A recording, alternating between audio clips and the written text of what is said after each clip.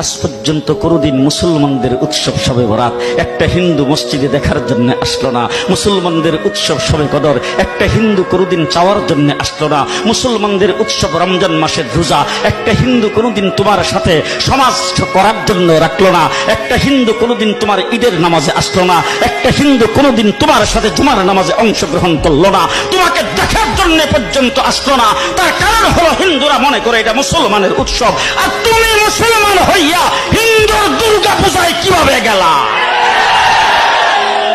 তোমার কি হয়ে গেল? তোমার কি লজ্জা শরম তুমি ধুয়ে ফেলে দিয়েছো? তোমার কি কোনো লজ্জা শরম নাই? লজ্জা শরম নাই? আবার কি সুন্দর বলতেছ, ধর্ম যার যার উৎসব সবাই। হাই হাই হাই, ও মুসলমান যুবকেরা ভালো করে শোনো, ধর্ম যার যার উৎসব সবার, তাইলে বিয়া যার যার বউ তো সবাই। জি, বিয়ে যার যার বউ সবার।